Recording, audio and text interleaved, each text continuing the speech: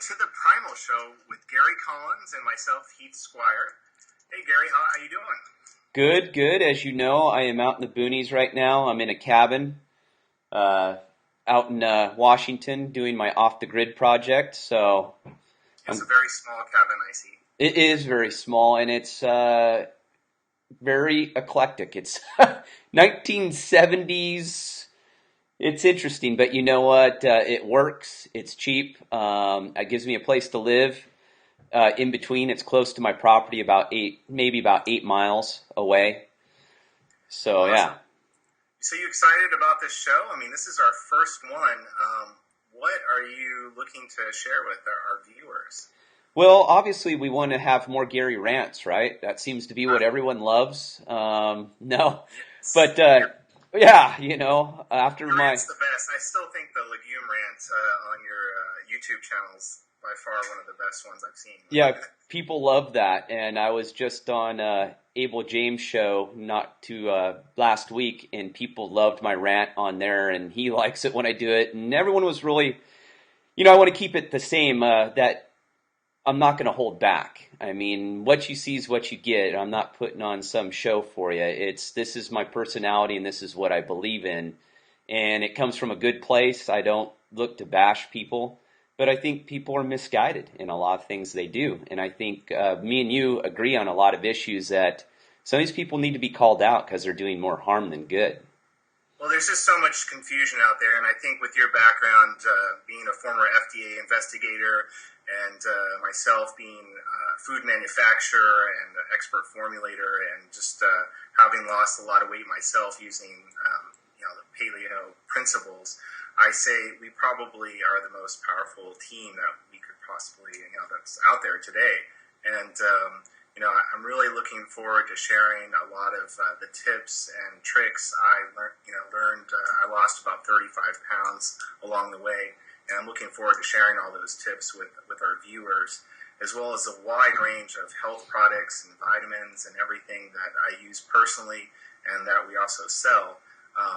Your book is by far one of the easiest ways in which to lose weight, and you made it really simple. So I think our culmination of knowledge and everything that we have to share with our viewers is something that people are going to want to keep coming back for. I totally agree. I think the balance between us, and I think our audience will learn too, is that me and you don't agree on everything. Otherwise, and that's the whole point of what we do, is there's not one size fits all for everyone. Everyone has a little different tweak in what they do. But I think with the paleo movement right now, what they're doing is they're changing it into a direction that I don't think it necessarily was meant to go. And that's where the confusion is starting. What I'm starting to see is people are coming to me and saying, hey, I'm following, I've read all these books, and I'm applying all these principles, and actually they're applying everything. And as it's changing, now they're starting to revert back to where they were before, which was they're gaining weight, they're holding extra fat, they're not feeling good, they're fatigued, and it's because I think paleo has turned into something, far as the philosophy, something it should not be. And I think that's what we're going to tackle as well, to try and get people back on track. Yeah, I like to take what Lauren Cordain did at the paleo diet, because he is the most extreme of the paleo authors, and he's definitely definitely on point with his beliefs. But I like to every now and then engage in like a little grass-fed organic dairy. That's why we call it primal, is because sometimes we incorporate things that into the diet. It's not an everyday thing, but it's a little bit more liberal than what Dr. Cordain recommends. And initially I had read what you wrote and what he read, and I found a good mixture of them both in order to really get the success that I had in my own diet. And but where the confusion comes in, I think, is when people start recommending potatoes and legumes and things that are very hard to digest, that are very starchy, and those tend to cause you either not to lose weight or to put weight back on if you've already lost it. And so many of the authors today, I think, are really pushing sugar in their recipes and in their meal plans, and they're spiking blood sugar levels. They're dropping, and all of a sudden you're finding yourself with no energy. Whereas if you take a look at at a plan that doesn't have very much sugar and is very low on carbs, you're going to have a sustained energy through the day. And that's really what you're looking for. You shouldn't be crashing in the afternoons. You shouldn't feel like you have to take a nap in the afternoons. You should have a long-lasting energy. And I think, through what we're going to be talking about on the show is we're going to be talking about both sides, what's currently out there today, and what's wrong with the industry. And I think our backgrounds, once again, are ideal to talk, to speak on this point. So, well, and that's one thing where we definitely agree is we feel that the paleo template should originate through Dr. Cordain's work. And trust me, I don't agree with everything he preaches either. But I think far as where the paleo diet comes from, it comes from there. And then if you want to tweak it, that's fine. But when you start continuing to call it paleo, and it really is no longer paleo, and then the argument is, well, who determines what paleo is? And, I'm going to add this to it. And I'm all, well, that's not really you can do that, but call it something else. So people don't think that it's paleo when it's truly not paleo. When you start introducing legumes, potatoes, and grains back in, it's no longer paleo as far as the template. It's something else, but they want to tag on to the moniker, and that's where people start to get lost, because paleo in the form that Dr. Cordain did it is truly an elimination diet. When you take out the elimination part of the diet, now you've screwed it up, and that's the problem I have with it. And I always give the example of Atkins. It's like you want to call your what your plan is Atkins, and then you're saying, oh, you can eat all the fruit you want unlimited, and you can eat starchy carbs, and we're going to take protein out, but I'm going to call it the Atkins diet. That's kind of what they're doing. You can't do that. Call it something else. But what I think they've seen is that it's an easy way to draw attention and for them to make money and sell a book instead of actually doing the right thing. And that's where I get aggravated. That's where my rants come from, is do it from the right place. And even when we got in that little battle with Chris Kresser, and him and Rob Wolf admitted that they really didn't care that they had misguided message on Dr. Oz. They just would rather get on Dr. Oz. And I went, I can't believe you actually said that. And they said it both in person on his interview in rebuttal to what we said. Right, and then at the end of the day, they recommend it to their clients that they don't even consume it themselves, which kind of is just it's being so hypocritical. Yes. It's just a disservice to the whole paleo industry. And I think, for myself, I have to be very low carb in nature if I want to, keep that weight that I'm at right now. I have to really watch what I eat, and especially when it comes to carbs and sugar, because I call it getting puffy.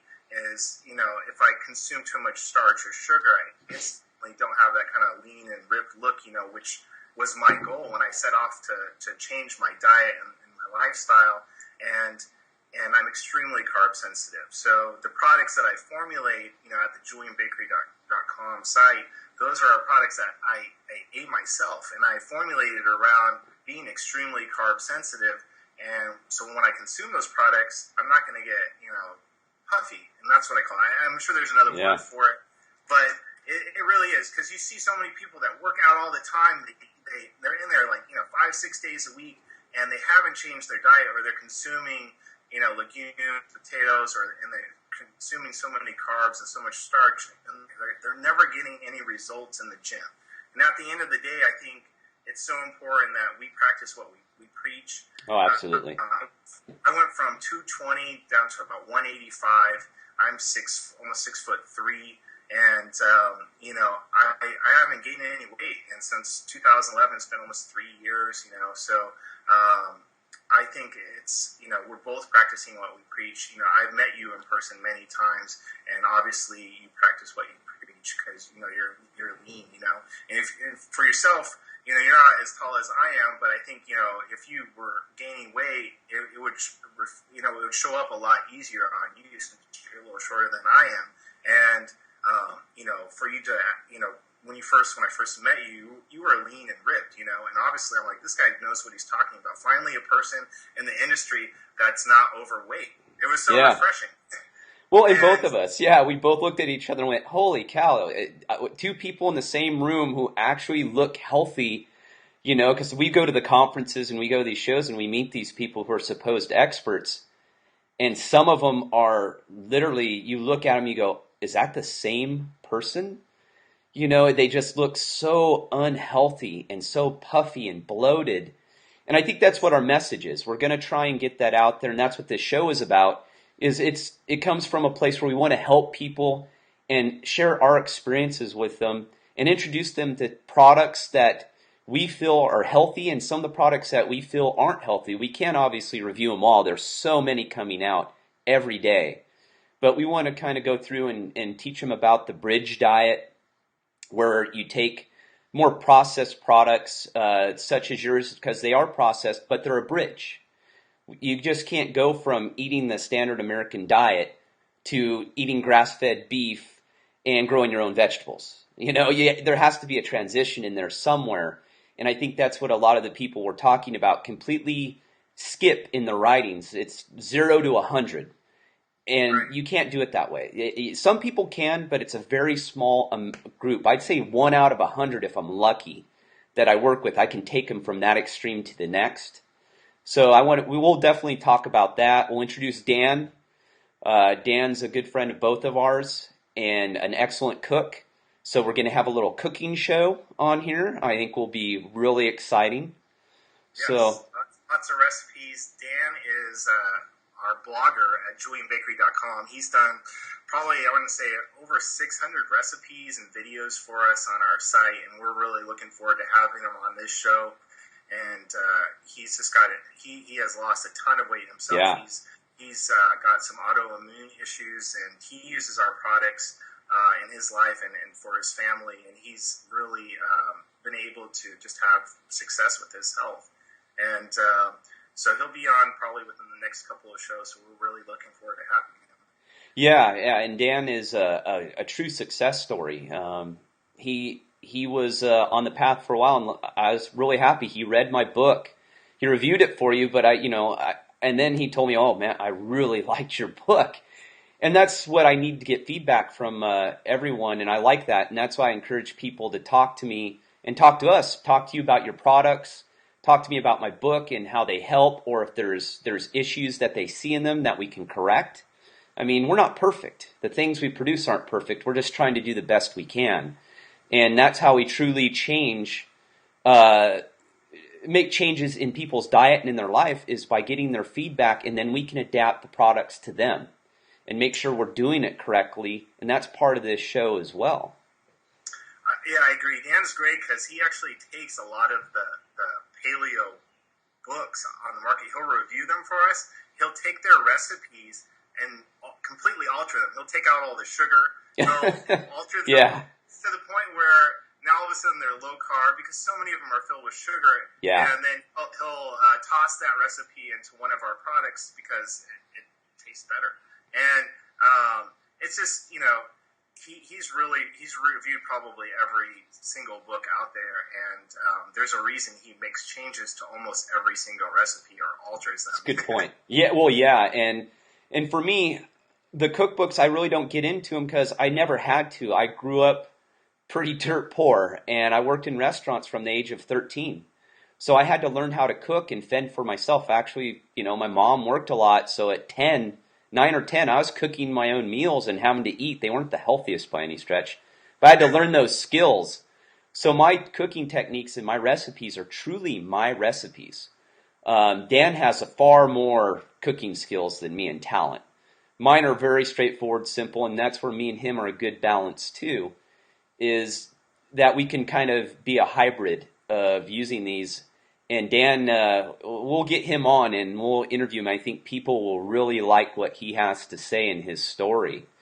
And he'll be a regular guest. We plan to have him on and talk about certain topics and things that he's experienced and all of us have experienced. And I think that's what people enjoy, is that we're going to talk about that. We're going to talk about and send in questions, have people send them in and we'll answer them. Yeah, I mean, I think I'm a little different. In my background, I grew up, my mom was a nutritionist, and I grew up eating pretty much everything organic, whole grain. She was baking fresh bread. And unfortunately, I had a lot of memory issues growing up and a lot of kind of brain fog almost. And I really had issues in school and so forth.